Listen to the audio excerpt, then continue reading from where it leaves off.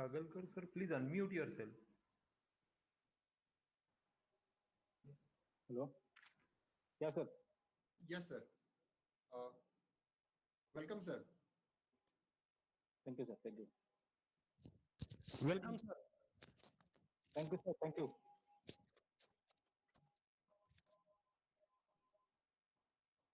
More, sir, I think we should start now. Yes, sir. Yeah. Okay. Um, Good afternoon, all participants. Welcome, sir. Now I request Professor Shailendra Vidhate to introduce our expert speaker, Dr. Ramesh Kagalkar, sir. Over to you, sir.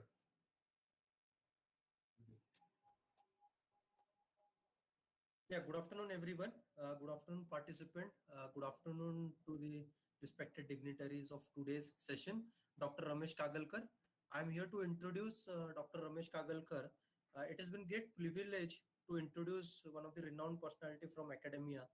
Dr. Ramesh Kagalkar is PhD in Computer and Information Science. He has completed his MTech in Computer Science and BE in Computer Science with his total experience of 18.5 years in various levels of academic. Currently, he is working as a professor and Dean R&D at KLECET Chikodi, Karnataka College. He has total 5 patents, out of which one is in process of granting and 4 patents under examination. With his paper publication, in all he has, in international journal, he has 16 paper published. In international conferences, 15 paper communicated to with an 189 citation, an H index of 7 and I-10 index of 6. He is also active on to raising funds for research project, and everyone would be delighted to know that he has fetched roughly around 1 crore 9 lakh funding on various projects under various funding schemes of AICTE, DTE, and QIP cells. With his awards and recognition, he has been awarded as Best Teacher in 2016. He has also received letter from Research Center KLECET Chikodi as head of the research cell. His one of the book as considered as best reference book as per Amazon online survey. He has published in all total 3 books and guided 15 students of ME, that is postgraduate, who has successfully completed their post-graduation from SPPU Pune University.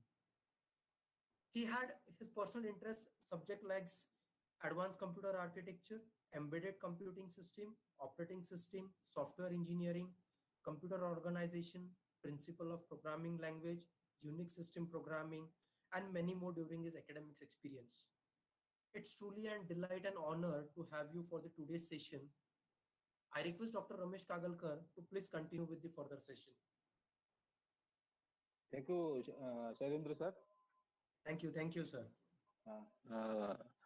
More, sir. More, sir is online. Yes, sir. Yes, sir. Sir, shall I start? Yes, sir. You can start. I'll share the video.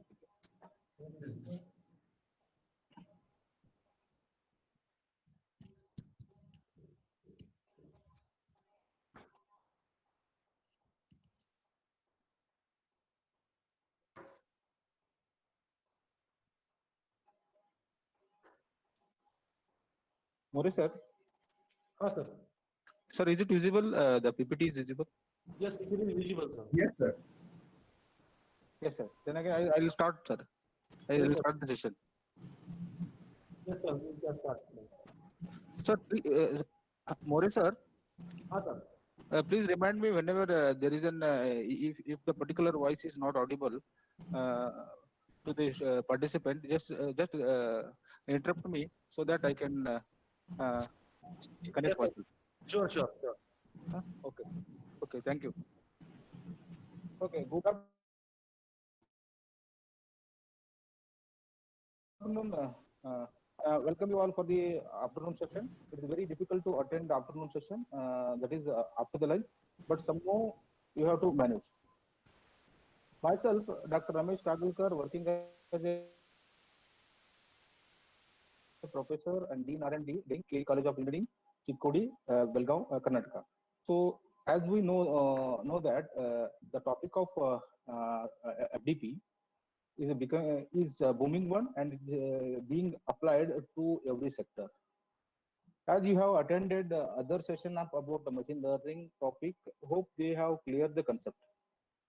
However, I am going to discuss some technique in pattern recognition, which will definitely help you. Since this session is a little bit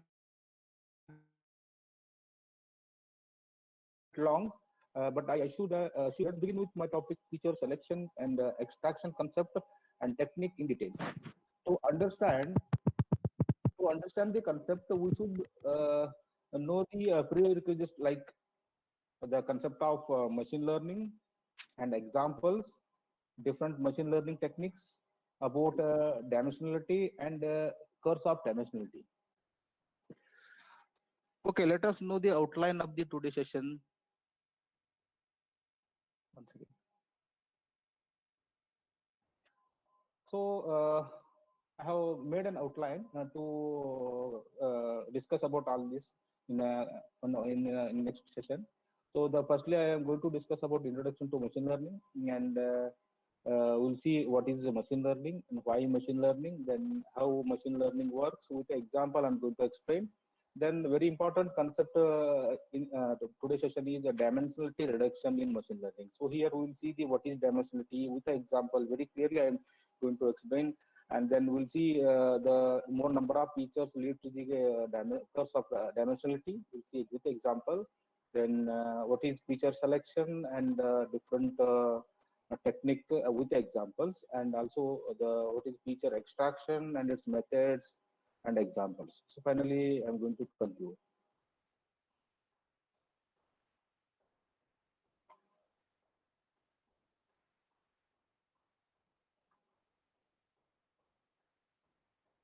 As we know that machine learning and artificial intelligence have been in the topic trend for the last few years. However, what does it all mean? We will learn in this today's session in details. Okay, let us start knowing about machine learning. Machine learning is just like a it's just like a human brain acquiring a new information. It is a part of artificial intelligence, which is a part of computer science and data science. Look at the picture combining the knowledge of computer science, statistics, and mathematics. Look at this figure. So that is the computer science and statistics together. Mathematically, we can prove how the machine learning will work.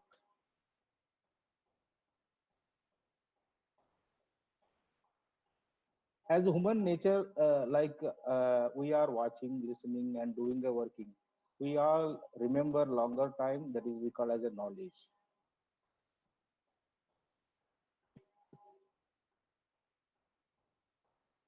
Then when we want to take a decision, then use that knowledge, then take the decision. So this is how we can take the decision and the make use of knowledge. As we know that the human learn from the past experience, that is whatever his experience will be there, he is going to use. And if the machine follow the instruction given by the human, is how it is predictable is a big question. Then what if human can train the machine? So then also the one biggest question. So how these all we will be learning in the machine learning. Looking into the idea of traditional programming and machine learning working. So we know that the traditional computer will we are going to feed the data as well as a program, and according to that program according to the given data and the program, the output will be produced. So similarly for the machine learning, instead of program, what we are giving is we are feeding a data as well as the output expected by the user. So then the program will analyze, and it is going to give a one kind of a program. So that program, that is we call as a features. So that features we are going to take and train, and then again asking for the next input. Okay, like more no more like a gardening. So like a seed, we can call it as algorithm, nutrients like a data, and gardener like a U, and plants like a program. So this is how the differentiate created. Looking into the definition of the machine learning. So the Herbert A. Simon, the founding father of artificial intelligence, he introduced a machine will be capable of doing any work a man can do.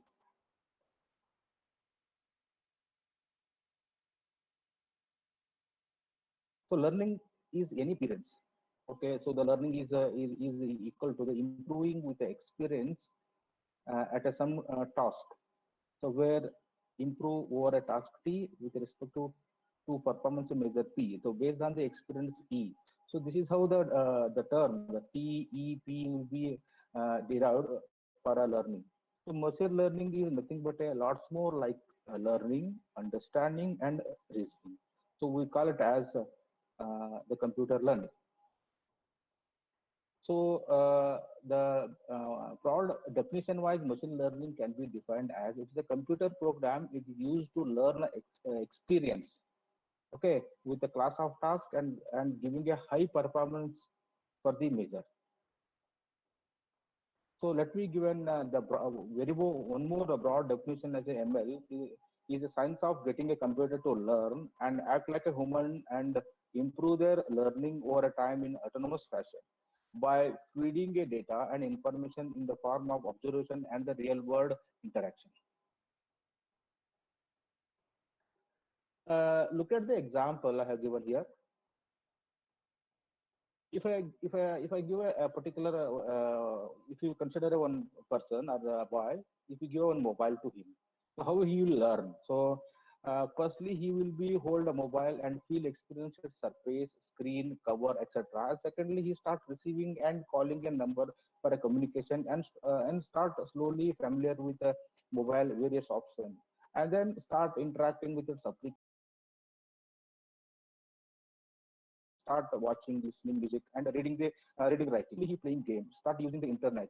Okay, so doing a browsing and googling, like, so even start downloading useful information about his studies, making a fun and enjoy, like that. He got experience in the mobile.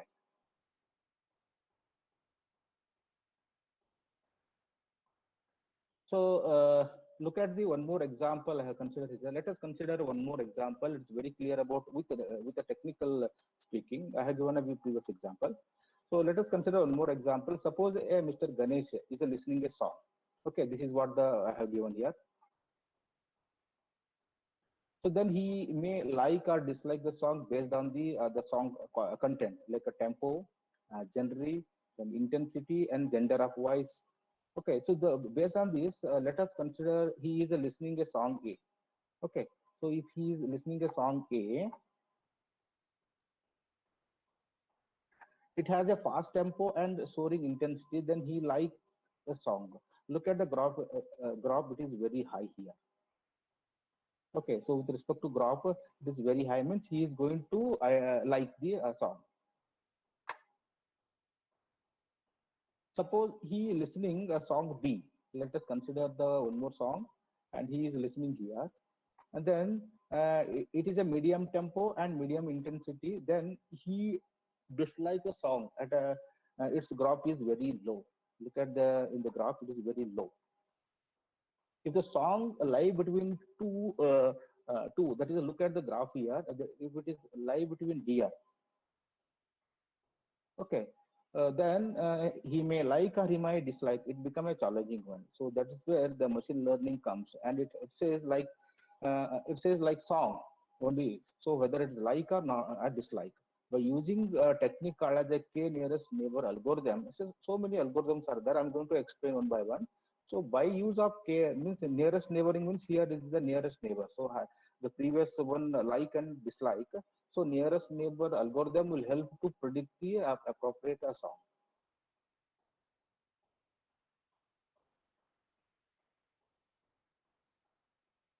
Okay, therefore means more the data, better the model and higher the accuracy. So that is what I'm going to say here. So let us consider as one more small example, like a three objects consider. So such as bike, auto, and car. So look at here, the particular bike, we have trained the particular computer, and by providing a features of the bike is like wheel and the headlight and the speedometers. And after the training, if you give a testing as a the same bike, two-wheeler bike, and it is going to produce here as a auto, which is wrong, because previously the same features, all the three objects same features are there, so it is giving the it has to produce the output as a two-wheeler, but it is showing here as a auto. So this means how the machine learning. So we need to train too many. I have considered here only three objects, and these three objects and each particular object, three features are there. So it is going to identify all three. Okay, so it is wrong. But how the machine learning will work? It's based on the number of training.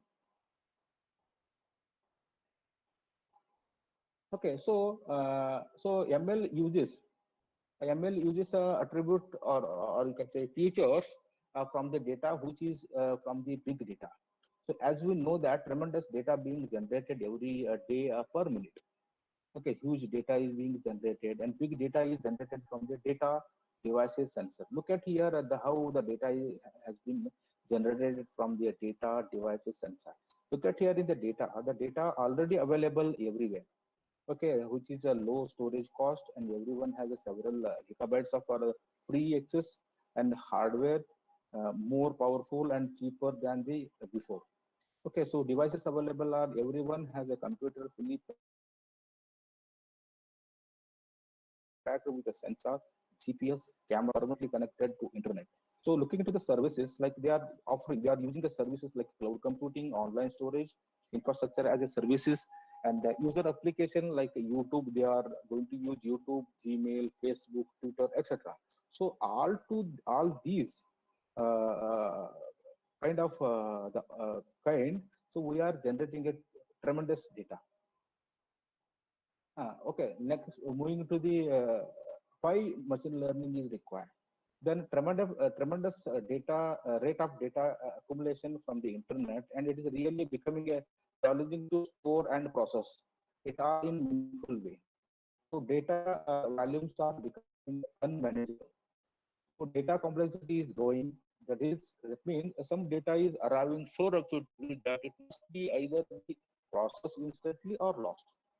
Let us say example I'm going to give here with the hardware devices like a video camera footage and the social media interaction, sensor reading, supermarket transaction. So these are the kind of can say the devices where it produces the tremendous data. Then increasing that means here it increasing the computational power, growing progress in algorithm and theory developed by the different researchers. So here, look at here, very one important thing is data quality is very poor. That is, the bad data from the sensor or error causing data or incorrecting metadata or garbage data or maybe a noise data.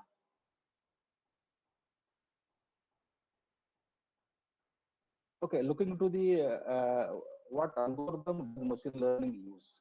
So look at here, very clear. There are four major ML models are there, like supervised machine learning algorithm, unsupervised, semi-supervised, reinforcement is there. We'll be discussing one by one in detail. So here I'm going to highlight only the different techniques. Okay, let us see example.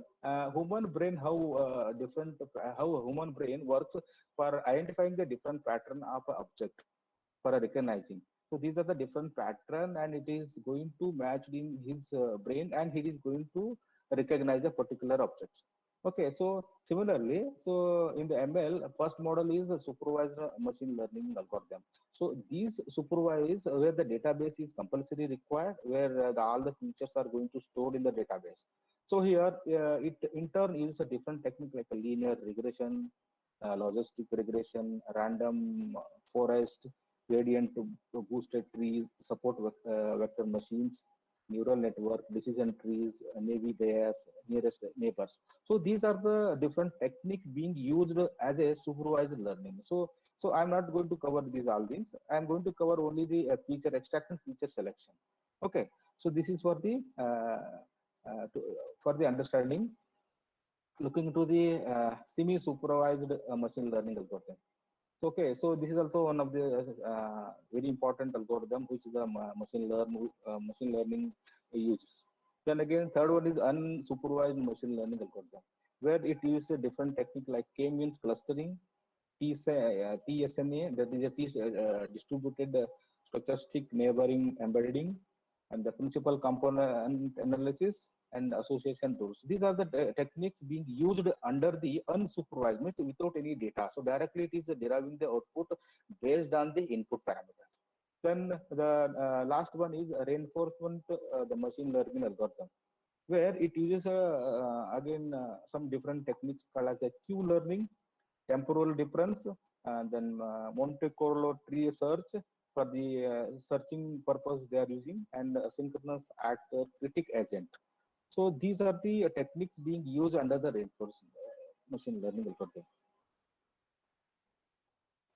Looking to the some popular framework or the tools available, like a Vika will be there, Karuto 2 will be there, Gate, Open NLP, LinkPipe, Stanford NLP, Mallet, topic modeling for the, this is especially for use for topic modeling, and Genesim topic modeling for the Python language we are using, and Apache Mahot, and mlib Apache Spark, and scikit-learn for the Python, and libsvm support vector machines for the training, supervised training, and like many more the tools are available, and we can use those tools.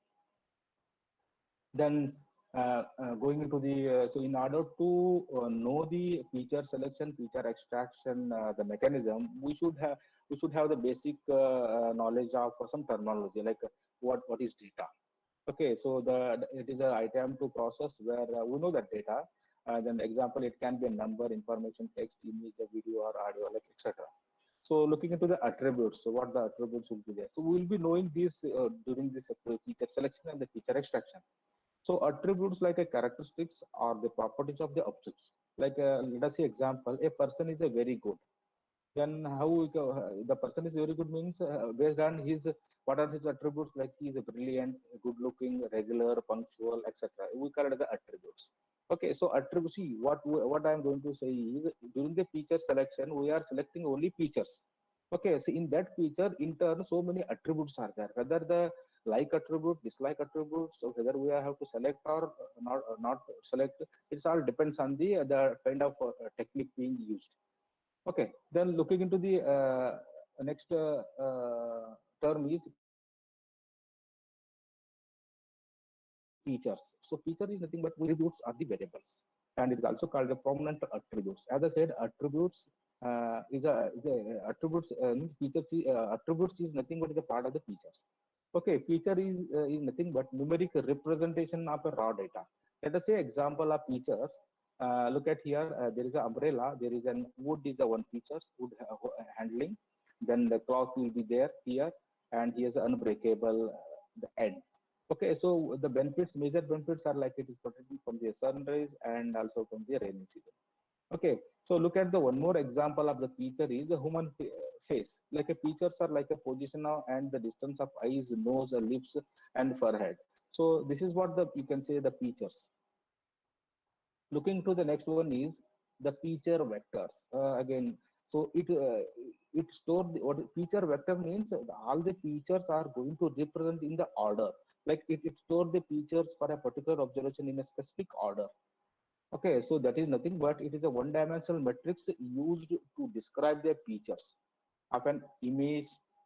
Okay, look at here example. There is an boy, 18-year-old, and he is an 5 feet 6 inch tall. Then its feature vector can be derived like 18, 5.5 or maybe 5.5, comma 18. So look at the picture here. There is a flower, and what are the features are there? Major like color and the texture. So here the matrix will be constructed, and these matrix value will be in order. That is called features value will be stored in order. So this is what the representation of x1, x2, x0. So feature vectors. Okay. Looking into the feature space. So see, we need to understand this feature vector, attribute, then only the feature selection and the extraction is very easy to understand. Look at here, feature space. It is a collection of features related to the some properties of an object. Like example, see a human eye is one of the features where it has a many related attributes. So it is called a feature space. So this is the feature where all the related the attributes are there. No, that is nothing but space. Look at the figure here. One more for the representation purpose I am showing here. Like a raw data is a puppy. Okay, so puppy is making a noise like a speech. Puppy speech as well as the puppy this complete data. So this image is nothing but a feature value. So these feature values we are going to construct, and we are constructing a particular model. So then model will be deployed for the production, and then again this model will be communicated to the what type of features are there, and it is going to predict based on the database whether it's a supervised, unsupervised, or semi-supervised, or the reinforcement. So it is going to detect as a puppy. Okay, then in turn what happens, what is the my intention is the feature space representation. So whatever the features we have calculated from this particular raw data as well as the speech, we are representing in this way in the database. Then it can be shown in the one dimensional as well as a two dimensional. In the one dimensional, how it is showing is I have a puppy and it's extremely cute. So this is what the with respect to puppy and the cute, there is a graph here. Okay, similarly for the two dimensional, if you say here the puppy extremely and the cute, so this is what the representation. Okay, so in this way the feature space means feature space is nothing but the space in between the related attributes. Okay, then looking into the very important feature selection, it is the process of selecting for relevant features for the use of model construction. Okay, so it is also known as a variable selection or attribute selection or the variable subset selection. So feature selection is done during the testing. So we know that image processing, so we are performing the testing. During the testing, feature is going to select. I am going to discuss feature selection more detail and its techniques in the uh, uh, next slide. Okay, so look at here. There is an the huge the particular features are there extracting the selected features, and remaining not selected but discarded in the remaining feature. So that see my objective is to extract the particular information from the particular image. So I am discarding. So all the features are not necessary. Okay, so the all the features and extracting the only selected one, because different time, different image we are considering, we are different depending upon the different inputs. So finally the features are going to calculate, and those features are stored in the database for the training and like that n number. Okay, looking to the next one is feature extraction. So it is a process of dimensionality reduction which in by which in initial set of raw data is reduced to more meaningful group for a processing. That means what I'm going to say is feature extraction is done during the training. So we are going to a particular one image, we are extracting certain features and storing in the database. Let us see example. Consider a data set with two pattern, now pattern one and pattern two. This is some combinations of the arithmetic operators.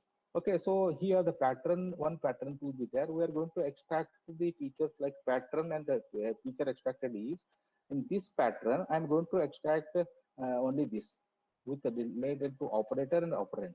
Okay, three extracted. Then this one pattern again three extracted. Then two represent in the vector form. Okay, so the pattern versus the different the feature extracted is the value I am assigning is 11101.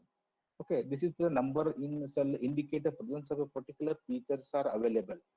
Okay, so in this way the feature extraction is going to calculated. Looking into the training, or we can say evaluation, it is nothing but set of data to discover a potential predictive relationship. So that is, it is an preparation of a feature vector. So what I have said, feature vector is nothing but one features, a particular one sample, I am going to store in the database. Then again next, so continuously we are performing. So this is how the input data is a machine learning algorithm, and prediction will be happen and evaluate and store the database, store the features in database. Then again when the testing is occurs, and those features will be mapping and going for the prediction. This is called training. So everywhere in order to get the more accuracy, the training is compulsory. Without the training, that means the output is derived directly from the input is a different one. If you are looking for high performance, and the uh, training should be required.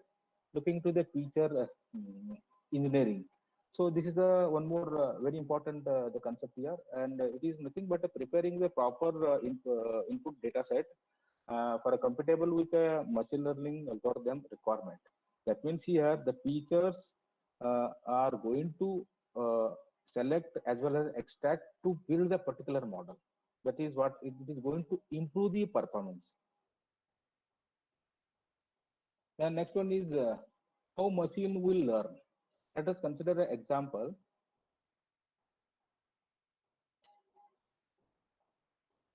Once again.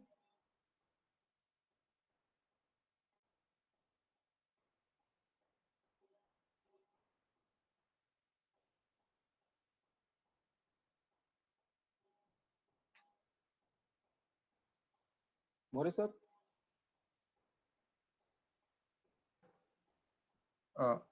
Yes, sir. One second, sir. Any problems? No, sir. The antivirus has been activated.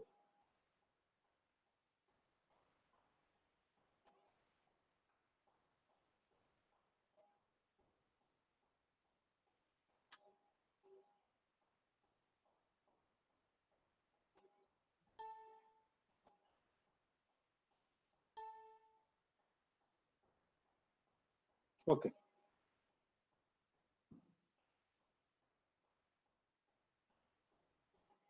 Then we'll see how machine learn.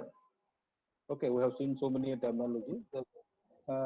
Looking to the how machine will learn. Let us say example. Consider the object like a apple. In its different shape has got a different features. So machine will learn in these objects of its different shape and structure and ready for the prediction.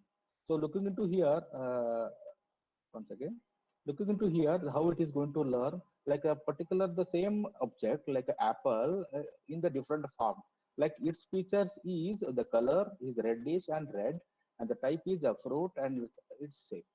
Okay, similarly this is also apple and this feature is sky blue logo shape etc. So this picture the yellow fruit and shape. So even though same object for the different the appearance of the features and how the machine will is going to learn one by one. Okay, so the machine follows the rule of garbage in, garbage out. That is why one need to be very concerned about the data is being fed into their particular model. So how we are going to fed the data into the model is a very important the one.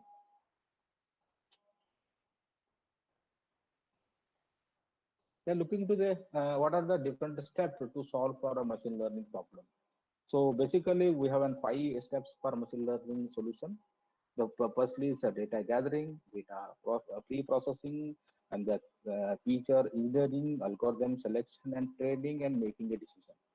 Okay, so look at here in the data gathering, what happens? So data is going to collect from the various sources. And data pre-processing means we are going to enhance the quality of the image. That is a clean the data,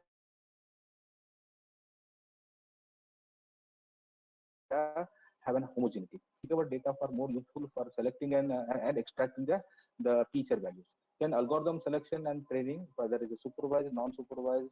So the selecting the right machine learning model is a very important under this the algorithm selection and training.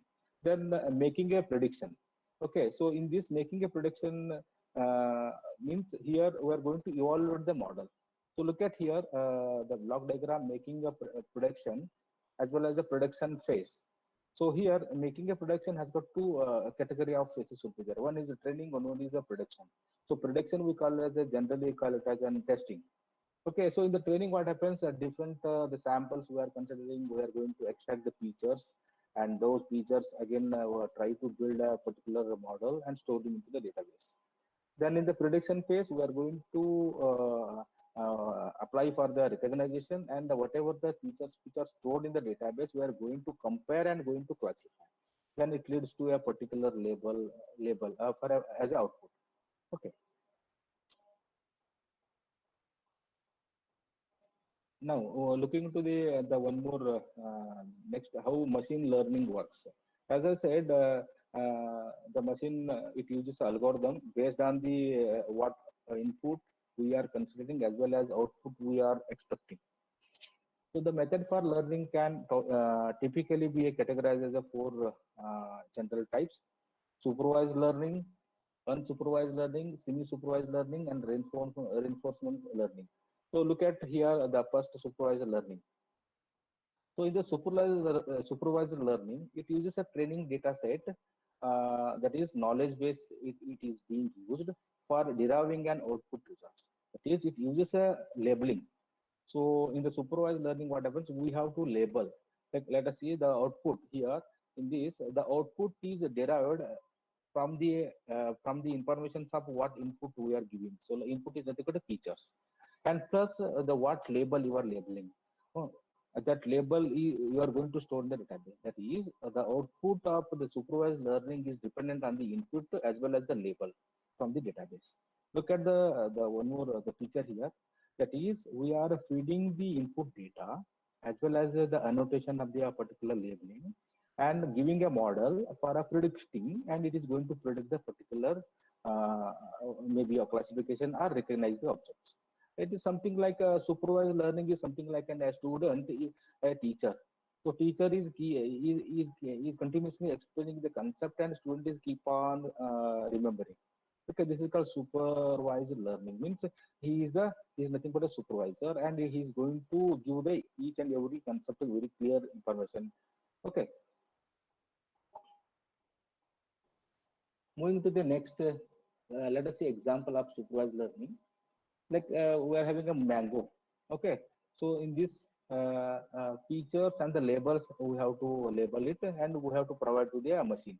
So in the features are like a particular object like a mango, the weight is like 100 gram, height is 5 inch, and color is like a yellow. These are the features.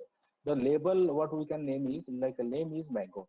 If you make like this and we are assigning to the machine will recognize that this is as a mango.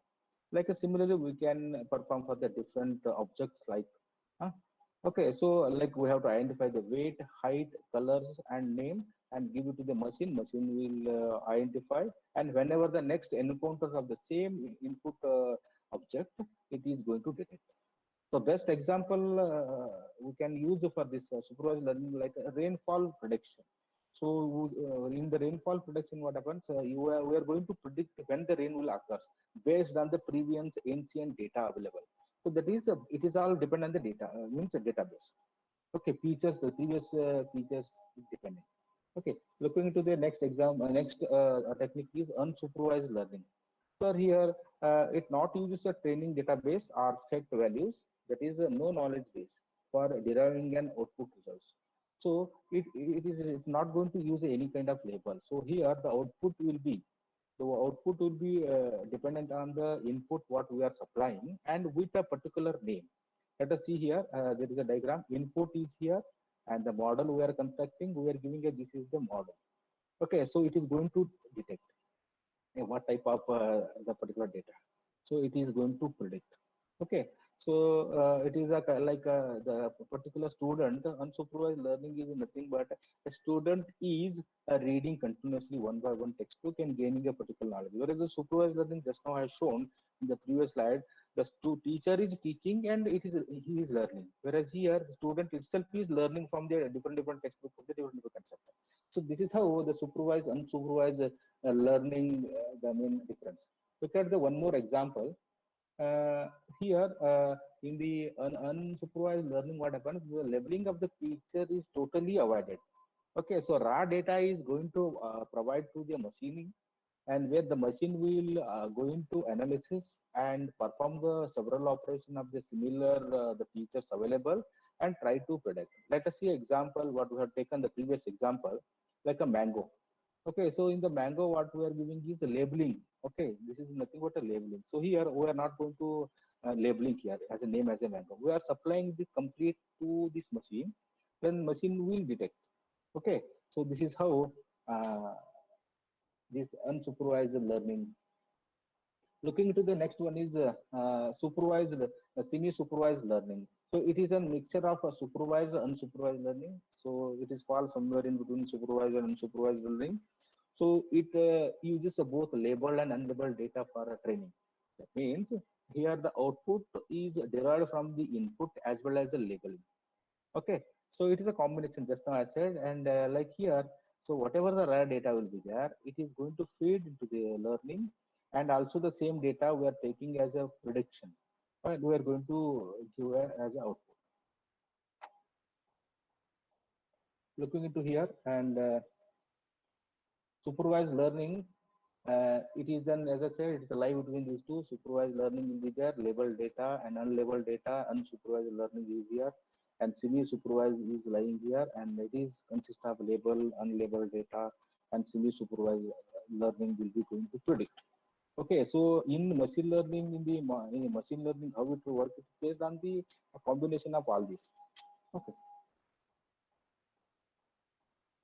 Looking into the last one is the reinforcement learning. So it is called as the reward based learning, and here it not uses a training database or the set values, that is nothing but knowledge base, and for deriving an output results. So here it work based on the feedback mechanism. Like example, see a picture of a dog for identification. So here how it will work means, if you provide a particular object dog as a dog to a machine, so machine will predict as a cat. Why means its feature is similar to the cat. Okay, then we have to say this is not cat. So again we have to give a feedback. Then again next time it is going to give as a dog. So similarly the cat as well as reverse, same thing. So we need to feedback. Okay, so the input will be model, then output, whatever we are getting output, we have to say to the model, this is and this is so and so. Then it is going to give a accurate. Okay, this is the reinforcement learning algorithm. Okay, so looking into the different application of machine learning. So as you know that machine learning is an active research area where we have find out some different application like healthcare, where the diagnosis and the predicted doctor reviews, and sentimental analysis. It is one more example in social media for a sentimental analysis. And the next one is fraud detection in finance sectors, in e-commerce like a business analysis, YouTube, Google search, Facebook, Google Assistant, Alexa, Amazon, Flipkart, and Netflix, Google Map, Gmail. These are the different examples of machine learning. Again, looking to the cancer cell detection, again we are using the machine learning. Character recognition. See, all the different examples, how the different its related object features are going to store and going to map. Like similarly, face recognition, electrical power control, chemical process control, DNA classification, credit card fraud detection. So here the ML behavior, the ML can be challenge the performance of a human expert. Like we have seen the example like a playing a chess. So it is going to means in opposite side of the in the chess, it is going to play very compared to the human. Okay, so the ML is still dependent on the human guidance. Looking into the very important is concept. Now we'll reach the our main important concept is dimensionality reduction in machine learning. What do you mean by? Let us see what is the dimensionality. Okay, dimensionality is nothing but dimensionality in statistics refer to how many attributes a dataset has. That means the number of input variable or the feature for a dataset. Okay, look at here. There is a block diagram very clearly I have given. So first one, the one in the one dimension, there is a puppy. Okay, line of puppies are we are going to there is a queue. Then again looking in the two dimensional with respect to row and column, this particular the object of puppy in the two dimensional. Looking to three dimensional, length, breadth, and the height. So this is what the dimensionality of the particular object. Similarly, whatever the features values there, and enter the features also with the attributes values are there, those are nothing but dimensionality. Okay. Looking to here example, say the person lifestyle. So person lifestyle is like we have considered the group and the attributes like the gender, the male, female, age is like a certain age, we have the head, hair length. Okay, so these are we have considered upper body clothes and lower body clothes and the footwear and the accessories. Okay, so these are nothing but attributes with the group. Okay, so we can say that there is a dimensionality. So again, dimensional space has a two categories. So dimensional has a different categories like high dimensional space and one more is low dimensional space. So in the high dimensional space, so many more number of input variable are the feature with the relevant and the irrelevant features we are going to consider. So obviously high dimensional space is going to reduce the performance of a more model. And looking into the one more model, one more category that is called low dimensional space, where here only a few number of input variable with the only relevant features we are going to consider, and that is therefore it improves the performance of a model. So obviously means lower the dimensional space means important features, irrelevant features we are not going to consider. So in this is the space where we are going to consider. See, too many clusters are there: cluster one, cluster two, cluster three, cluster four. So among these clusters, too many relevant, irrelevant the features are there. I am going to consider the lower relevant features. It is nothing but low dimensional space. Okay. Okay, let us see one more example very clearly. Example, a two-wheeler bike, and its features like a two wheels and a headlamp and wheel tank, etc. Okay, so looking at here, these are the features of this bike. And look at here how the features, different features are there. I'm going to explain here. And the companies like Hero, Honda, Bajaj, like 10 companies, each company has a minimum 10 model, etc. Then look at here, there is an assumption here how the too many features are going to store. These are the different companies of the two-wheeler bike, where each company has a 10 model, and each model bike, let us consider 9 features. Let us say I consider the 9 features. No, so 9 features if you consider, then total features are like a 9 into 10, because 10 is nothing but 10 models of different company model. Okay, so around 90 features are there. Similarly, for the 10 different companies, like a 10 into 90. So all the 90 features are going to stored in the database. Database becomes a huge one. Then then how the human brain will detect the particular type of bike? We know our training is very good, means our patterns are totally different. We are going to identify. So the machine, with respect to machine wise, I'm going to explain. So it leads means larger the feature, it leads to the curse of dimensionality. I'm going to explain what is curse of dimensionality. More and more number of features, then again performance will be get degraded. That means poor performance. Okay, moving to the next. So here, a larger number of feature can cause a poor performance, and it makes a predictive modeling task more challenging to model. So hence, it is also called the curse of dimensionality. Okay, so let us see what is curse of dimensionality. Let us see, I'll take one more example. It's very clear. Clearly, it shows. Example, a bike for a better understanding curse of dimensionality.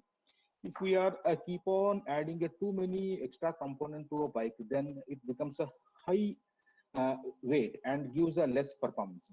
Look at here, the diagram wise itself is there is a here components is a particular threshold, the performance is very high. If the too many, then again performance will be get degraded. So the performance degraded is nothing but curse of dimensionality. Okay, looking into here, what is curse of dimensionality? So analyzing and organizing a data in high dimensional space. So look at here, in the one dimensional, the features are here, and two dimensional, too many features, and the three dimensional, too many features. Then for a given sample size, there is a maximum number of features above which the performance of the classifier, the classifier will degrade rather than the improve. So this is how the classifier performance versus number of variable up to the particular threshold. It is features are okay. If maximum, then again it is going down. That is nothing but the performance will get degraded.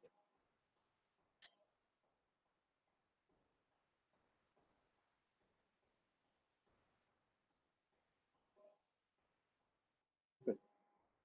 And again, looking into the here, one more, the very best example I'm considering. For a better understanding, let us consider the large database, like 100 large features or column, you can say.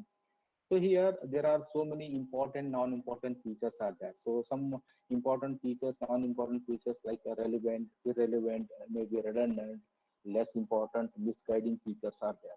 So all these, the important feature is going to increase the performance, obviously, where non-important important features like which degrade the performance, that is nothing but curse of dimensionality, as I explained. So too many features means too many features means it's going to degrade the performance. Okay, so then again the non-important the features demanding the more and more computational sources, which require more time for the feature extraction. Then and we are going to select the particular optimal features out of which 100 large features. So I am going to consider only 30 features. Okay, then moving to the how feature dimension consideration is done. Okay, consider an object which has a features like let n is the row and p is the column. So as I have shown here table, like one object I have considered, and that object so many attributes are there. So I'm representing that attributes in row and column. So let n is the row and p is the column. Then combination of these two are n comma p is good. No doubt. That is both are big or small, then features are also good. If n is big and p is small, then it is also a good. So one thing is if but n comma p, that is a bad. That is if n is small and p is big, then it is a bad data set, because the dimension itself is a very larger one. Then larger the dimensionality, curse of dimension, it leads to the curse of dimensionality. So that is how the feature dimension consideration is done in machine learning. Looking to the dimensionality reduction. So it refers to the technique that reduce the number of input variable or the feature in a data set. Looking into this block diagram, two-dimensional, again one-dimensional, again the one-dimensional, two-dimensional, again three-dimensional. Okay, here transformation of a data. That means dimension reduction is going to perform transformation of a data from high dimensional the space into the low dimensional space. As I said, low dimensional space will improve the performance. So low dimensional representation retains some meaningful properties, that is a relevant features, and it is going to avoid. So when your transformation is done from high to low, all the irrelevant features you are going to remove. So finally, in the dimensional reduction, we are going to select only optimal features. So therefore, this is what the representation of the too many irrelevant features, relevant features. I am applying a dimensionality reduction. We are going to get the only optimal features. Looking to the one more example, very clear. So like a document classification. So as you know that internet being used and so many library, let us say example, these are there some journals I am accessing, and in the web pages also accessing, and email. Okay, so here data is generated tremendously, too many data is generated. Each document have a terms like a T1 to Tn. So D1 to D1 data documents are there. So this is nothing but what here, this is nothing but term. Okay, this term has the thousand of terms are there, like continuously thousand of terms. So the main intention in the document classification is, the main task is to classify the unlabeled document to categorization. And here the challenging task is too many thousand of terms are there. Okay, so the solution how you are going to solve by applying the dimensionality reduction. So in the dimensional reduction, what happens? The high to low transformation will be performed high to low space and get reduced. Only relevant feature for a particular document.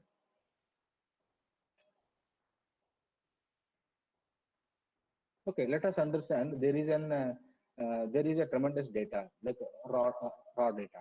So many features and attributes are there. So the feature may be relevant, irrelevant, redundant, less redundant, misguiding, noise, useless.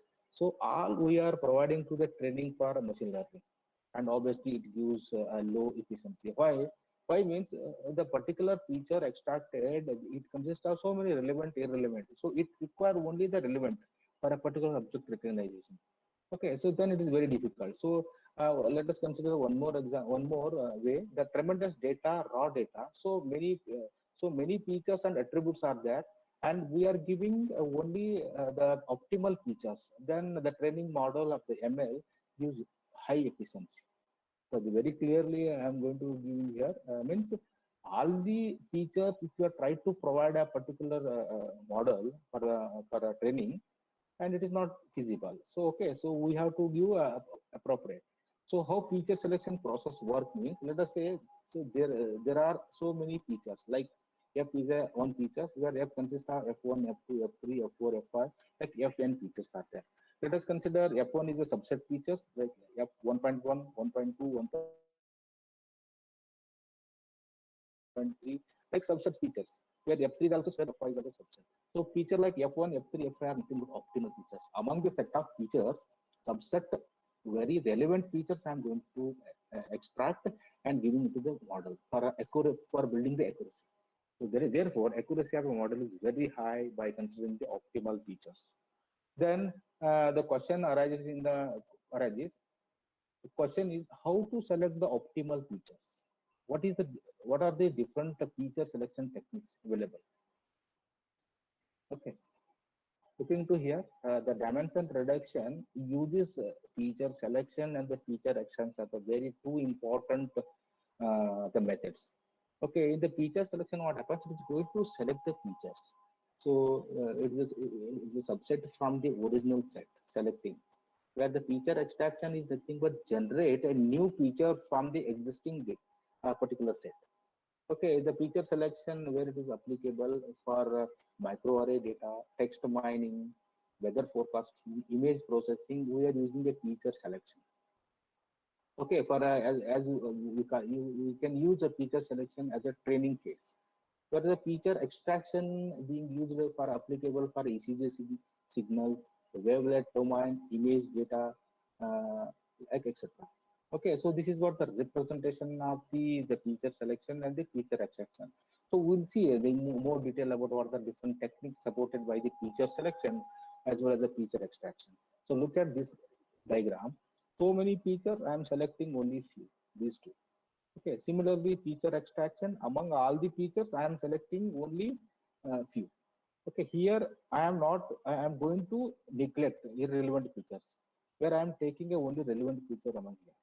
Okay, so high dimensionality statics and dimensionality reduction techniques are often used for a data visualization in big data as well as the data mining areas.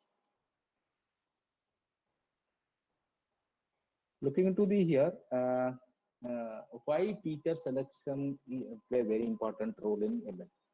There are a few reasons, such as easier to interpret a model. We wanted to interpret a model is become very easy by selecting a feature and reduce the overfitting. So there are two terms called overfitting and underfitting. Overfitting is the thing what the particular threshold, the features, you keep on features are there. Features, more and more features, then it becomes overfitting. If the features are fit enough to decide the particular objects, okay, that is called overfitting. And shorter training time to avoid the curse of dimensionality. As I said, we are in line with the curse dimensionality, and it improve the accuracy and reduce the number of input variables. Now looking into the more detail about the feature selection. So here feature selection is nothing but given a pool of features, the process will select the best subset of attributes that are most important and have a high contribution at the time of production making. That is the process of reducing the number of input variable for developing a predictive model. So it reduces the computational cost and improves the performance of a model. So feature selection is also known as the variable selection, or you can call it the attribute selection or subset selection. Okay, so here that is, it is not always true that the more the data features have, better the result a model is going to be. Okay, note that reducing the number of features, accuracy will not be improved, but training time will be saved. So the feature selection the feature selection use a linear and non-linear method. So it is using both linear and non-linear, and the feature selection become an indispensable for a part of building a machine learning model. So mathematically speaking, given a set of features like F, I've got F1, F2, Fn, the feature selection problem is to find a subset that maximize the learner ability to classify the pattern. So it is going to identify the maximum the ability for deriving for classifying a particular pattern. Looking at here feature selection, where here the so many features are there. I am going to select the features and remaining the relevant features only selected. Okay, so this is one more the new framework for a feature selection. So let us consider a view of feature relevancy and redundancy. We are having a so in the database so many features are there. Where first one is irrelevant features are there. Second one is representation is weakly relevant and redundant features, and third one is weakly relevant but non-redundant features. Fourthly, the strongly relevant features. So it's a combination. So this is the one data set where features are there, certain features, three, four type of features. Among these features, third and fourth type is nothing but optimal subset. So make use of optimal set, we are going to detect. Okay, here looking into the traditional framework for a feature selection algorithm, how it works is original set we are feeding to the subset generation, where the candidate subset again it is feeding to the subset evaluation, where the subset evaluation evaluate and produce a current best subset. And here we are going to check whether the stopping criteria, if yes, then select the subset and apply for the particular model. If not, it is going to submit to the subset generation again repeat. So for constructing the best model, so this is a traditional method. So now looking into the in the modern, a new framework of a feature selection, how they have done is original set, whatever it is giving into the relevancy analysis, where it is going to analysis and the relevant subset is going to generate. These generated subset is assigning to the redundancy analysis, where repetitive the features are there, and selected a subset, and it is going to avoid the redundancy and select a particular subset and giving into the construction of model.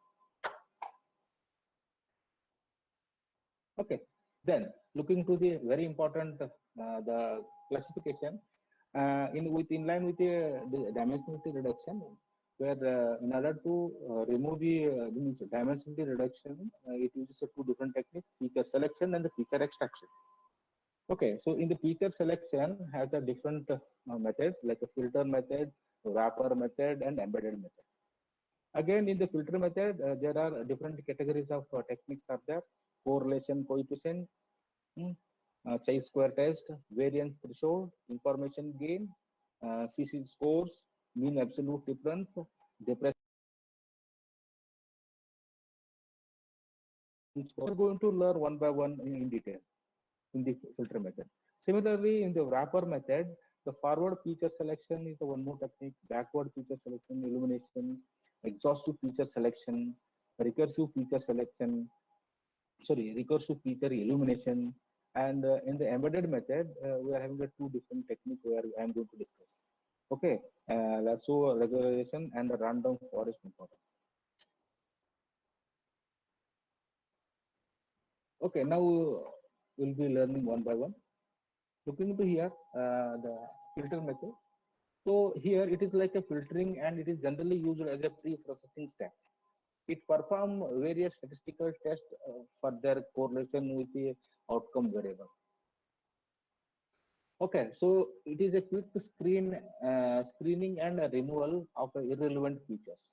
So correlation and the mutual information are the most widespread criteria for selecting a particular features. So how the filter method follows, the steps are like a set of features we are going to supply, selecting the best subset. After that, learning algorithm will come into the picture, and this learning algorithm will take the selected best subset features and provide the best performance of the model. Let us consider, let us know more detail method in this filtering method in detail. Like see here, let us consider the five attributes like A, B, C, D, E, and T, that is into a target. Okay, so this is what I am showing here as a table representation of all these A, B, C attributes. Okay, this is also T attributes. I'm comparing each attribute of A, B, C, D, E with a T of the target to check each. So here I'm going to check how much it is correlated of a particular A to T, B to T, C to T, and D to T, and E to T. And sorting in ascending and descending order. If I am sorting a particular one attribute and one more attribute, like same thing, ascending, descending order, I am also checking. If the particular attributes are remain same order, then I'm going to select that particular attributes. Dependency between the target attributes and these attributes, like we call as an relevant attributes. Okay, so then if not, we call all these are non-relevant. If the particular attributes are not, we call it a non-relevant attributes. Okay, so let us see example. See here, serial number and the student marks attributes are totally not correlated, because so these kind of attributes are no meaning for a particular target. Look at here, example is given here. These attributes are not related one another. Okay, so let us discuss some of the technique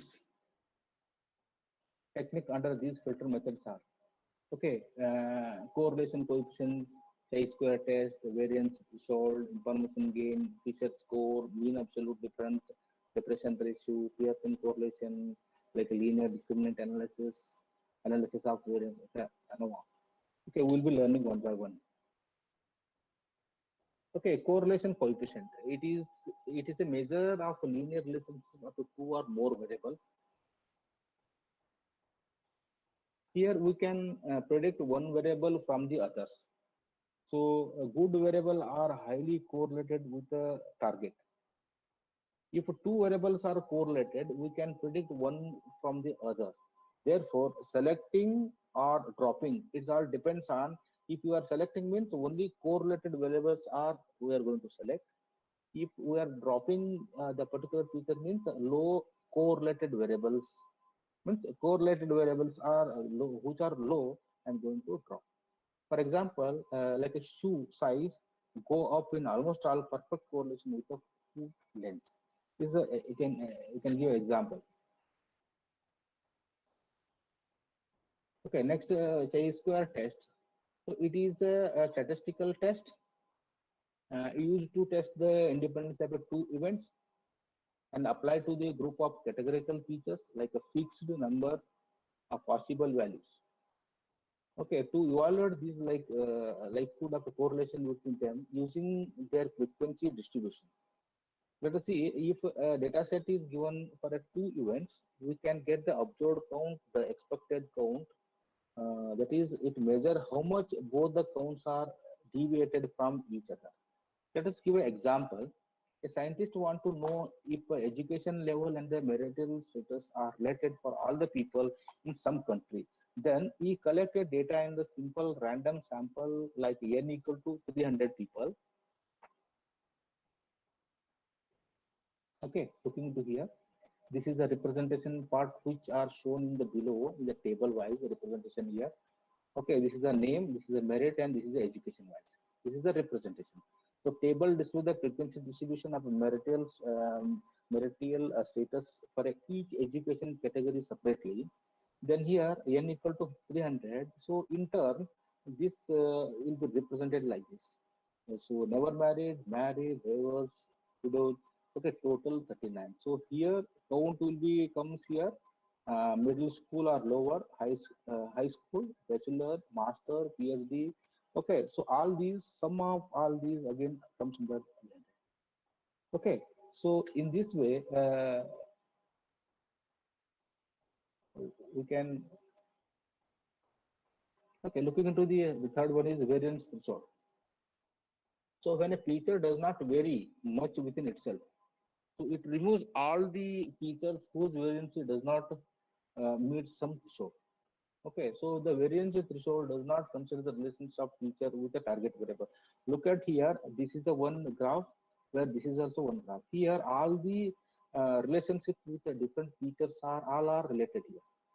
Here, only related. Here, irrelevant features are there. So this is the variance threshold.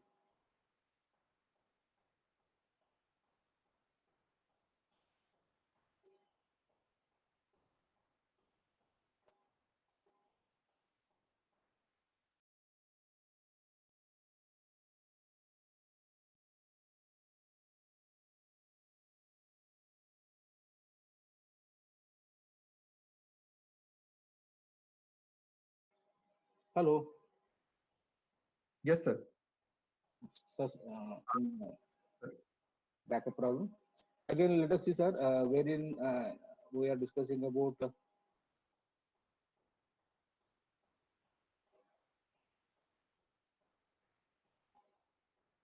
under this variancy, as I said, the some similar features are there. Here, irrelevant features are there.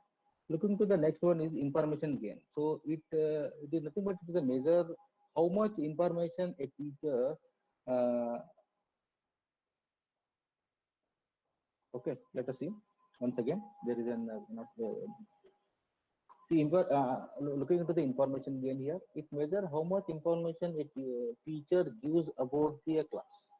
That means it determines which attribute in a given set of training features is the most meaningful for discriminating between the class to be learned. Okay, so here it calculates the reduction in entropy from the transformation of a data set. Let us see example a bike feature. Okay, so this is a bike where these are the important features. That is called information gain. So here it gives the information about the particular the object. Okay, so moving to the next one is feature score. So it is the most widely used supervised feature selection method. So in this supervised learning, we are using this feature score technique for knowing better feature values. So related to the maximum likelihood estimation. So we are going to make an estimation of related features we are using.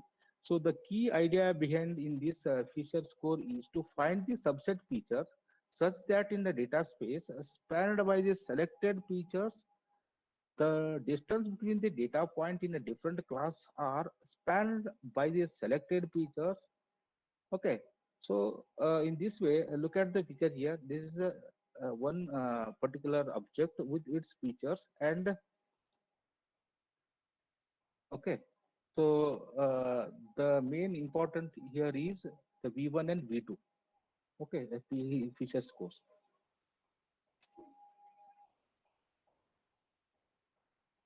Looking to the mean absolute difference. Here it computes the absolute difference from the mean value of each features. So here from data set feature finding MAD is a very important, and it is the average distance between each data point and the mean of the features. So therefore it gives us an idea about variability, that means variance in a data set. Let us say example. I have taken an example. Erika enjoy the posting feature for her cat online, and here how many like the post 6 picture in each received, like a 10, like a number digit number is 10, 15, 15, 17, 18, 21. Then we are going to calculate the mean absolute deviation. So here the step one, calculate the mean. Again the mean of all these is 96. 96 total likes, there are 6 pictures, so mean is 96 divided by 6 is 16. So step two is calculate the distance between each data point and the mean. Okay, so this is the calculation part where the data points of a different consideration distance we have calculated. Then again 6, 1, 1, 1, 2, 5 are the value. Then again in the third we are going to calculate, add the distance together. Then we are getting a 16. So in the step 4, the divide the sum of the number of our data points. So MAD is 16 by 60. That is nearly 2.67 like. On average, each feature was about 3 likes away from their particular mean. So this is what the score. Looking to the dispersion ratio. So this is also one of the important technique, and it is the measure of dispersion applies the arithmetic mean and the geometric mean. Where arithmetic mean is like example, like a number 2, 4, 6, 8, 10, 12. So geometric means is the example is 2, 4, 8. There is a number is going to double. Okay, so here where the depression ratio comes, while too many features are there, a particular object recognition where the arithmetic mean, geometric mean together, we are going to extract the features. Okay, for a given features xi on n patterns, so okay, n number of patterns are there. There is a depreciation is the ratio of am and gm. So therefore, higher the depression implies higher value are the more relevant features. So this comes under the feature selection. So more number of features, that's relevant features calculations, this technique being used. Looking to the Pearson correlation. So it is used as a measure of quantifying the linear dependency, that is the strength and direction between two continuous variable x and y. Okay, its value vary from -1 to +1. So let us see example, association between exam performance and time spent revising of a two variable. Look at here, two variables, like one is exam performance, one more is the revision time. Where exam performance is measured from 0 to 100 marks based on the number of times revision done. So measured in number of hours, in hours. Okay, so we say that more time spent revising was associated with a better exam performance. Okay, this is all about the Pearson, the correlation. Then looking to the very important LDA, that is nothing but a linear discriminant analysis. So here, look at the picture here. Every features undergo LDA is going to label as a one class. So that is, it is a method used in statistics and to find a linear combination of features that characterize two or more class of object or events. Okay, so this LD is comes under supervised kind of a technique. Okay, here it is used to find the linear combination of a feature that characterize or separate out two or more classes of a categorical variables. Look at here, this is the one supervised learning, LDA supervised, where certain features are there in the object 1 and object 2, certain features are also there. So we are going to map different class. Okay, usually one features, one class we are going to map. Whereas here LD is going to map the different object feature is going to map to the different class. Looking to the next which is INNOVA. That is, INNOVA stands for the analysis of variancy. It is similar to LDA. It is also one of the feature selection technique, and it is operated using one or more categorical independent features and one continuous dependent features. So here it is a collection of statistical model and their associated estimation procedure, so such as the variation among the between a particular group of features, and it is used to analyze the difference among group means in sample. Let us say example, if x and y are there two different features, where x is dependent features and y is independent features. So now what it will do, it is going to make an variations of x and y, and is going to calculate these are relevant, these are not relevant. Okay, so overall, we'll be seeing the filter method, how the filter method will work for the selection. Okay, so we are supplying here full set, and for the training feature we are going to extract, then for measuring, then here if the good or stop, if it is good, it is going to go for the next yes, if not, if it is going to continue for the future generation. Then if yes, then learning algorithm will start here. This is nothing but testing. So here learning will comes here, and learning algorithm here, and for the testing it gives the accuracy. So during the testing there is a classifying along with the learning algorithm, whatever it is learned, it is going to map and derive the particular result as an output, and which provides the accuracy. Looking to the very important one more method is wrapper method. So here the wrapper method usually result in better predictive accuracy than the filter. So in the filter, what we have observed is like a filtering, like a correlation we have observed, and selection strategies. One is variance, different variation of a feature values we have observed. So looking to the wrapper method is a totally different.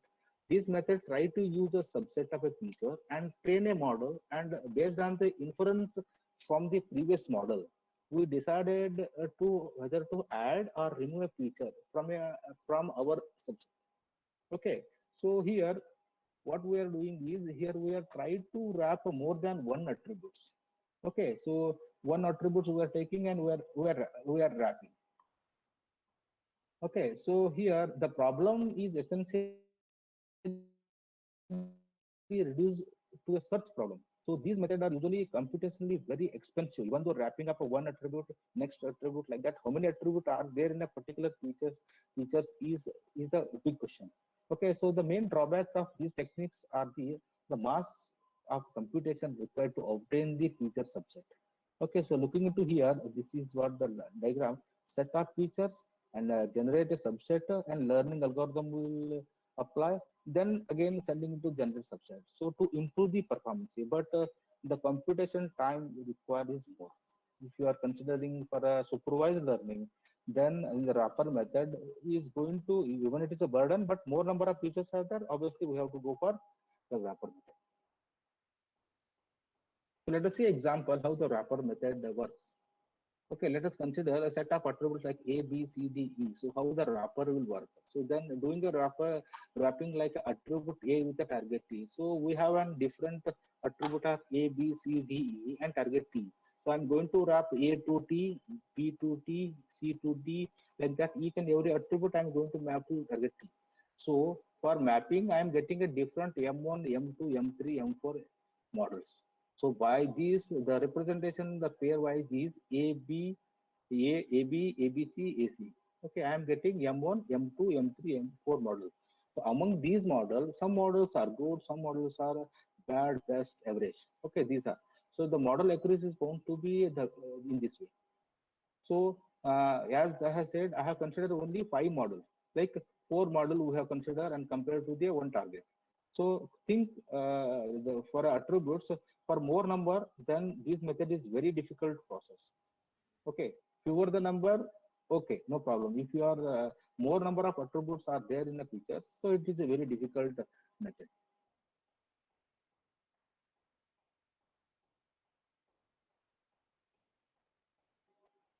Okay, next, let us discuss some technique under these methods. So under this wrapper, we have got forward feature selection will be there, backward feature selection, feature elimination will be there, exhaustive features selection, and recursive feature elimination will be there. So the name itself is forward feature selection.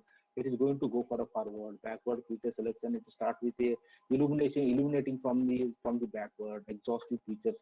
We'll be seeing one by one in detail.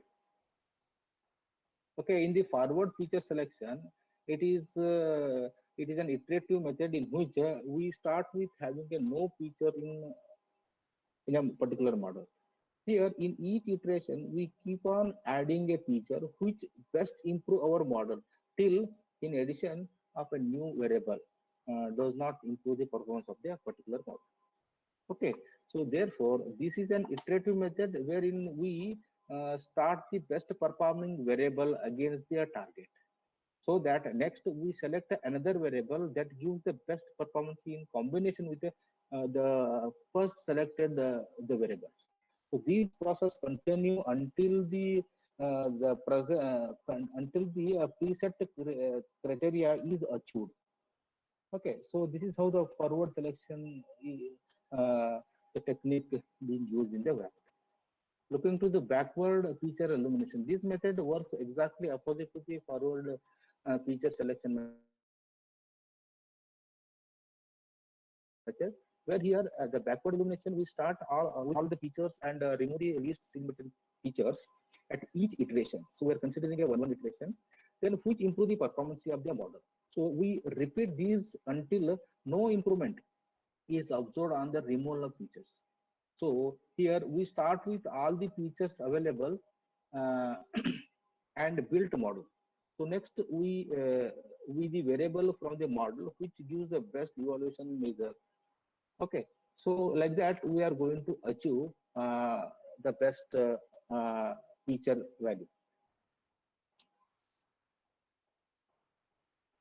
Looking to the next one is exhaustive feature selection. Here, this is the most robust feature selection method compared to the forward and the backward feature selection.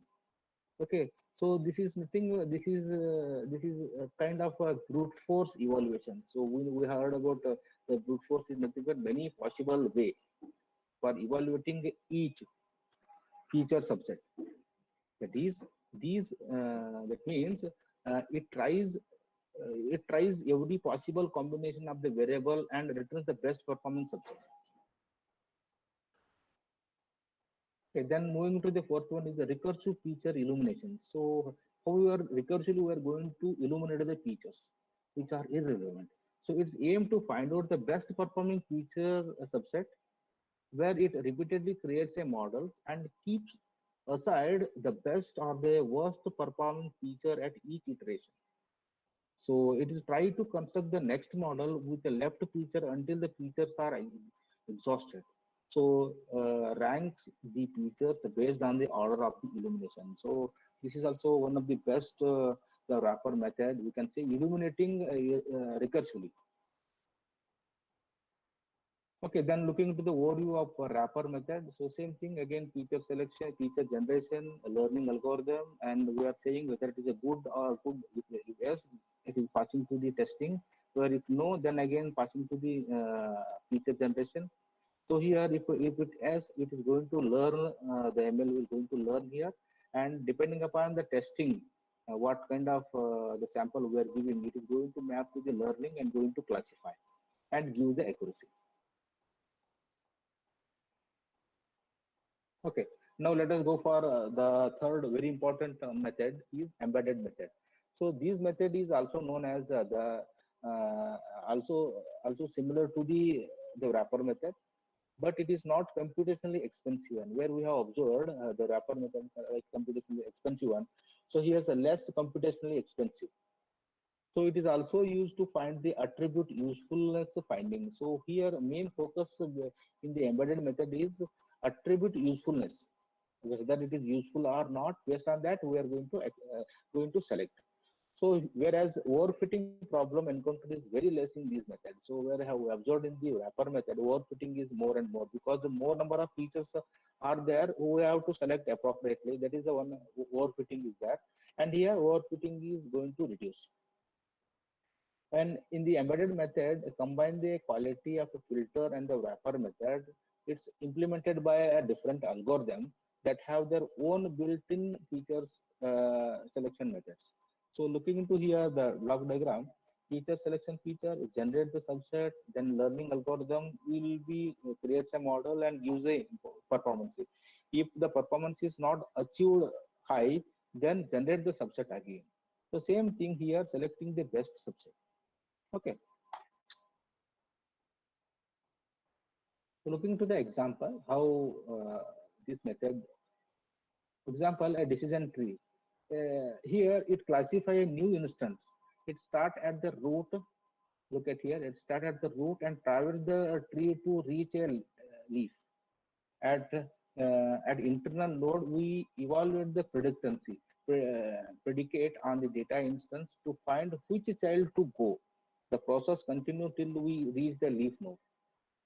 Okay, so decision tree are prone to be overfitted. So let us see example here. So like a particular the object, like say gender.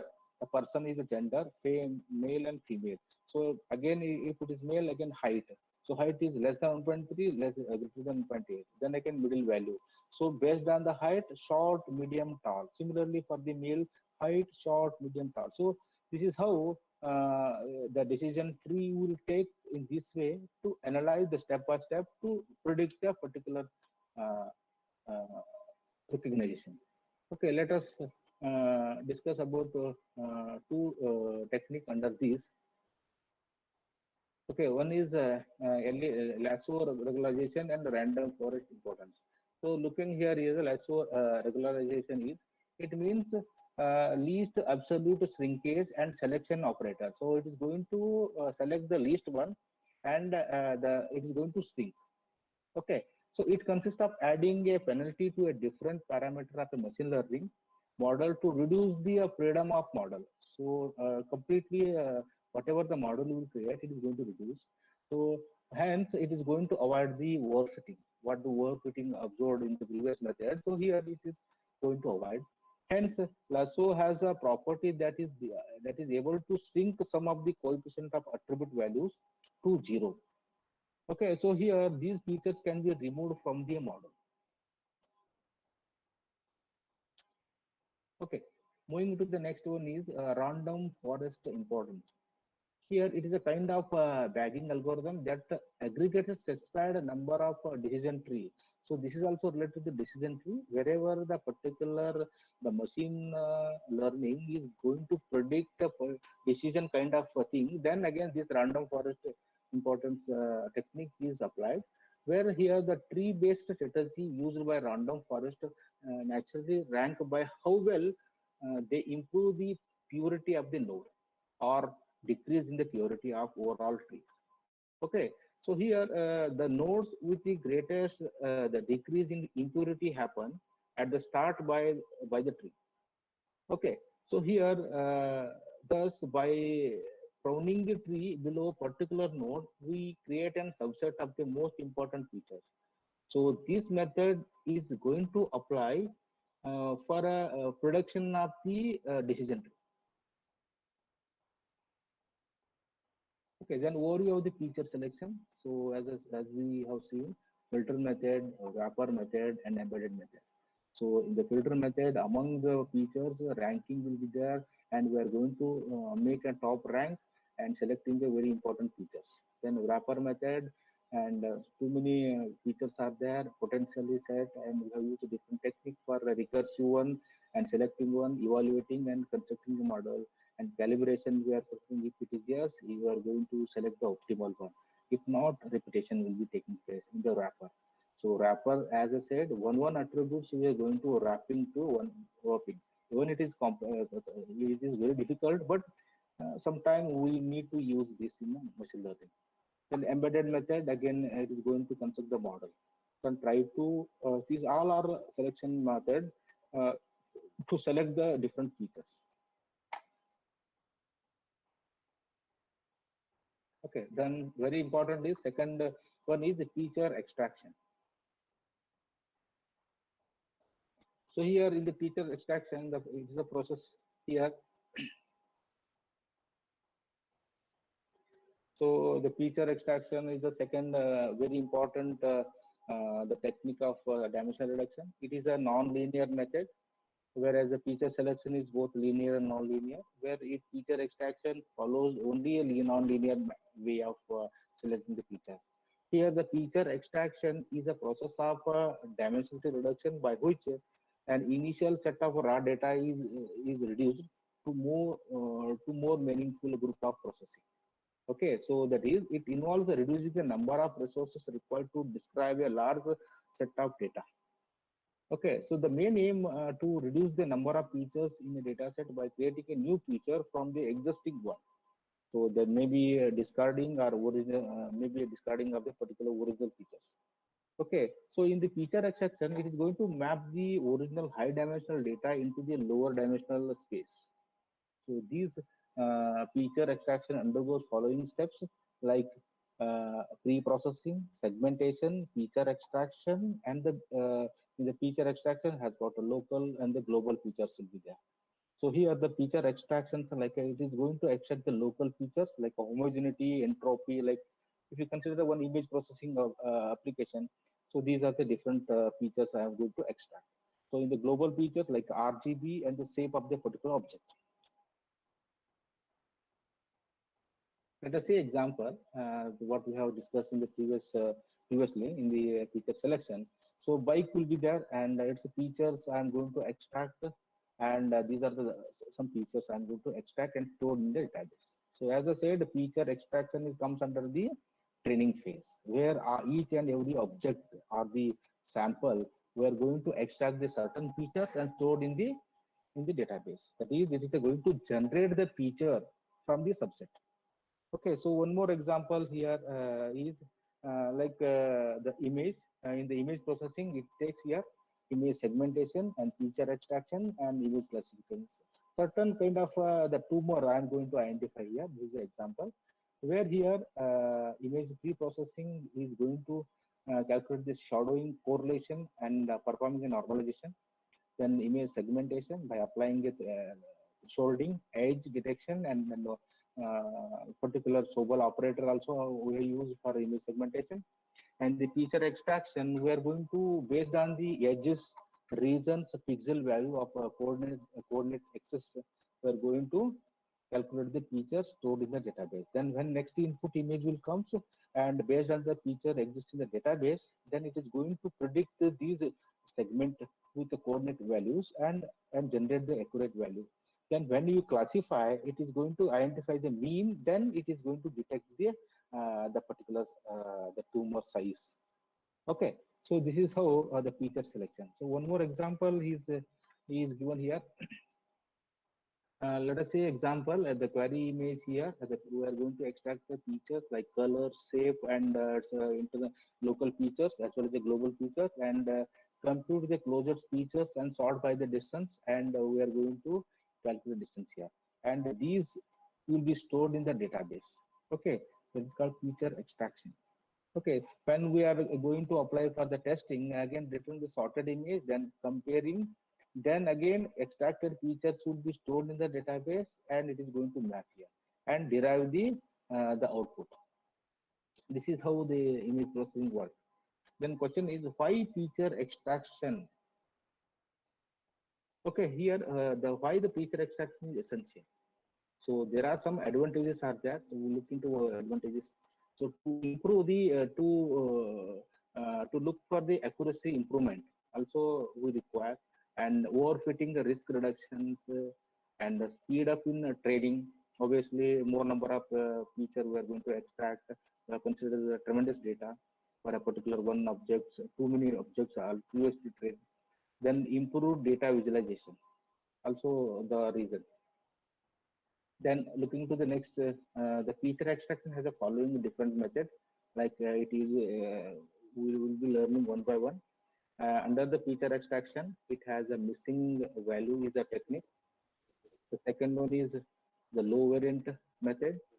You can say technique, high correlation, and the principal component analysis, backward feature illumination, forward feature, and random de-rest.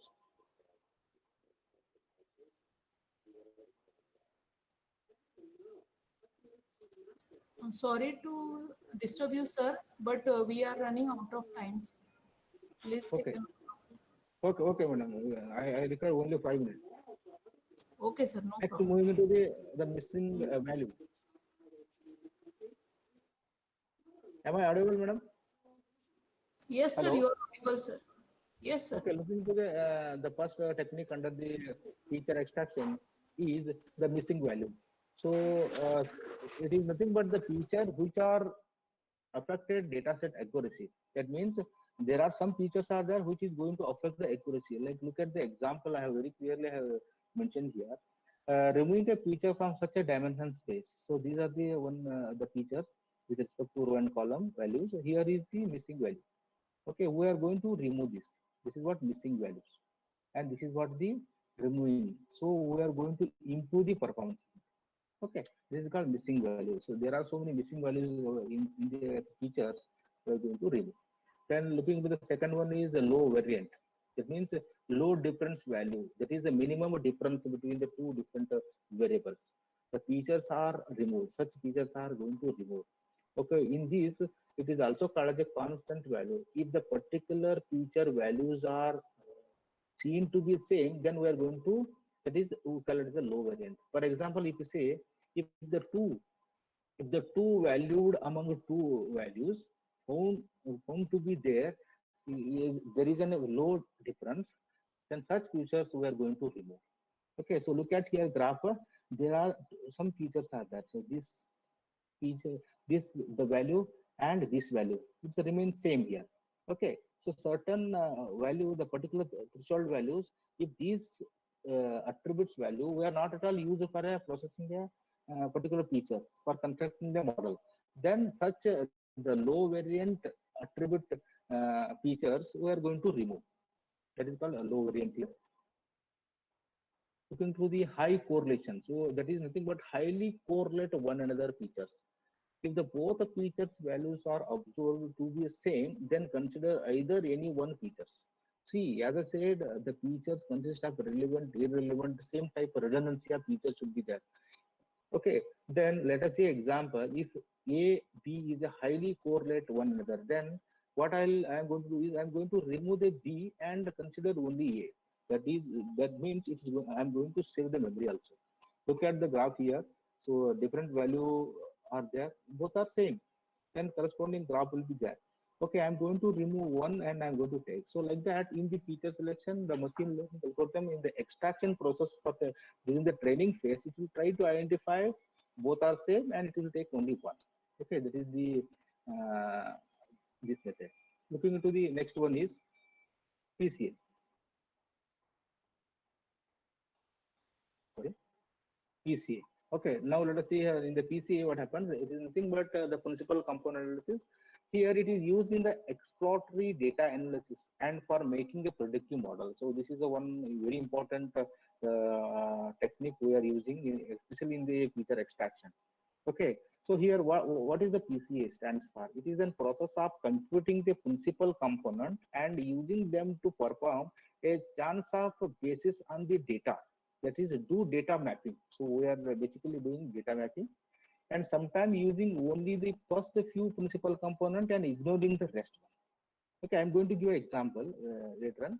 So it is used to reduce the dimensionality of the large data set. So the main important dimension reduction in the PCA is by transforming the large set of variables into the smaller set, so that still contain most of the information in the large set. So we are going to transfer. Let us see example.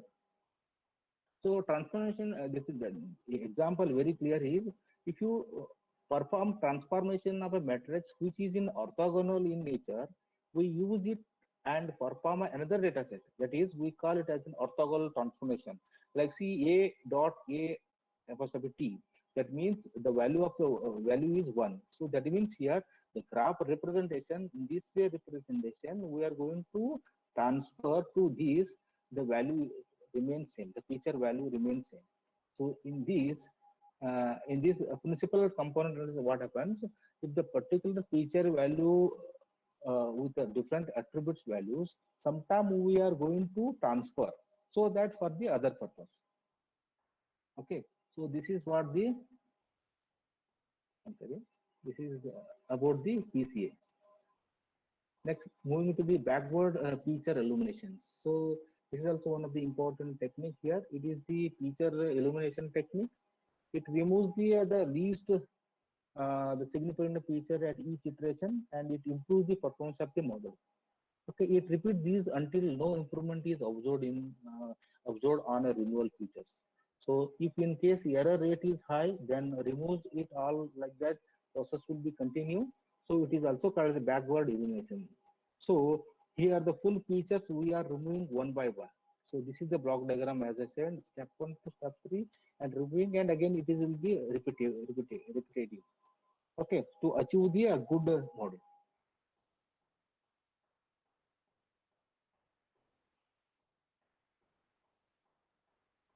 Okay. Looking into the example, here we are considering the n number of features for training, then n minus features we are taking and doing a training. Okay, similarly for n minus 2, n minus 3, etc., we are continuing a process and doing a continuously up to error rate is going to minimize to obtain the better model. Okay, the next one is the forward feature is the one more technique where it is like a reverse process of a backward feature elimination. Here, what we are doing is like it initially set a empty, then we are keeping on adding a features like F1, F2, F3, etc. keep on adding in such a features in which its error rate is going to be more. Okay, so that is what forward feature. Then moving into the random derest, it will work on the basis of target attributes where we are keeping on building up constructing the feature dimension space to achieve a target. So random derest is the best one for feature extracting. Okay, so then looking at the overview of feature extraction. So this is what the feature extraction, how it performs. So different the value, the relevant, irrelevant, the features are there. We are selecting, and again there is a consistency maintaining. Then among these, aggregation will be taking place and combining. Then again, performing some of the features are not observed, irrelevant. I am considering if it is missing values, I am neglecting.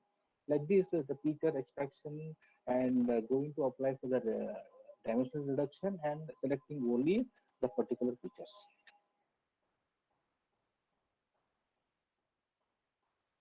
Okay, so while we wait maybe less than we think, don't take a feature for granted. Most of the time problem are in the data. Okay, obviously not in the algorithm. So good receipts need a good ingredient like, so take care of our features is one of the major challenge. Okay.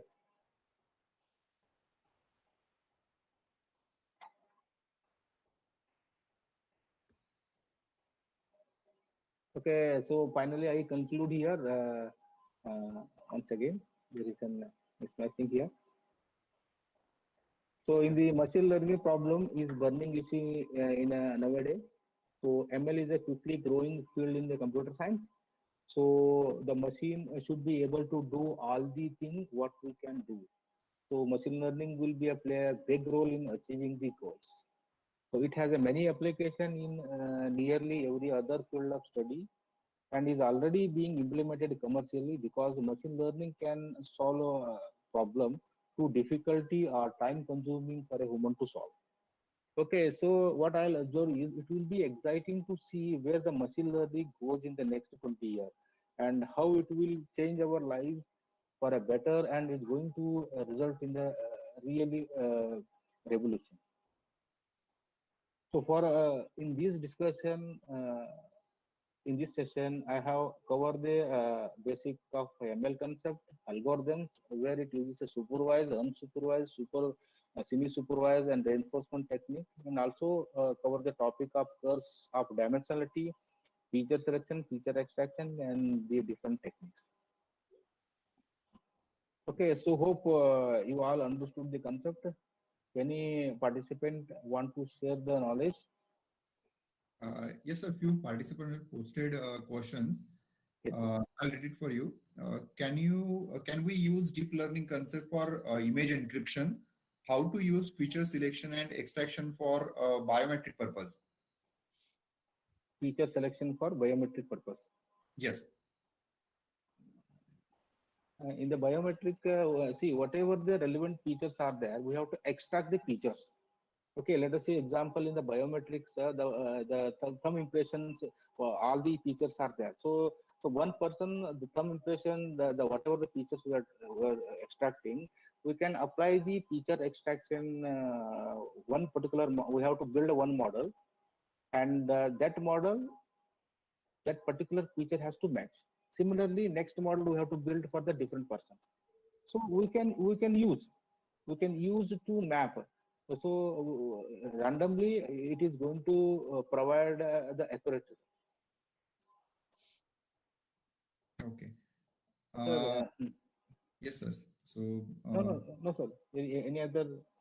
yes, sir. Second, so Uma Maheshwari posted one question. Which method based on satellite image feature extraction? Feature satellite based, sir. Not getting. Sir, which method based for satellite image feature extraction? In the feature extraction. For satellite image feature extraction. Feature extraction, feature selection, no? Actually, reason means question is feature extraction. Okay. So what we'll do then the important features is like we can apply the high correlation technique. Okay, so with the help of high correlation technique, we can map the relevant satellite images and to predict the particular desired classification. Okay. Next question is, can we apply correlation for weights in neural networks? In neural network. So neural network layers are there, like hidden layer will be there. So we can apply for the correlation to check the different attributes values. And last question, how overfitting affects feature selection? Overfitting. Okay, so as I said, two terms should be coming to the picture in the feature selection, especially in the machine learning, is overfitting and underfitting. So during the overfitting, the which are irrelevant, there are so many features in the feature, so many attributes are there, relevant and irrelevant. So in the overfitting, the feature value which is beyond the threshold, which are irrelevant, those irrelevant can be removed. Where there is nothing but overfitting. In the overfitting, we are totally okay. Underfitting is a different technique we are applying. So in the overfitting, we are trying to avoid the irrelevant. As I said, discussion in the classification for a machine learning model, for a constructing machine learning model, we are considering relevant, irrelevant. Where in case of overfitting, all the irrelevant features we are discarding to get the accuracy model.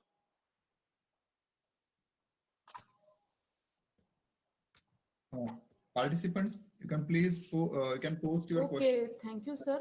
Now Okay, I request. Thank you for all patients listening. Yes, sir. And Dabade, sir. at the outset, I thank management and the principal for giving me opportunity in this. If any questions are there, Yes. Have any questions? If the participants have any questions, please send me my mail ID. question answer section or chat box. You can collect my mail ID from the coordinator so that I will reply your answer. Okay, thank you, sir. Okay. Now I request Vaibhav Dabade, sir, to propose. Thank you, ma'am. First of all, I would like to thank our today's expert, Dr. Kagalkar, sir. Thank you, sir. Now I request Dabade, sir, to propose vote of thanks. Hello, am I audible, ma'am? More, sir, am I audible? Yes, sir, you are audible. Yeah, okay. First of all, I would like to thank our today's expert speaker, Dr. Kagalkar, sir. Thank you, sir. Thank you for sparing your valuable time and sharing your experience, sharing your knowledge with us. I would like to thank all participants. Sir, you are not audible clearly. Voice is breaking. I'm audible, sir. No, you are audible, sir. You are Yeah, I think audible. Madam, I think problem is audible. So I'll continue. Thank you. Sorry for interruption. I'd like to thank participant for being here with us and attending all these sessions. And now I request all participants to please submit attendance and feedback. We have already shared links with you. We have already posted links on WhatsApp group also. So please submit feedback and attendance. Ignore if you already submitted, and join us tomorrow at 10 a.m. Thank you. Now, yes, sir. Thank you, Dr. Kagalkar, sir. Thank you very much. Thank you, sir. For sharing, for enriching our FDP by your knowledge. Thank you, sir. Okay, thank you, sir. Thank you.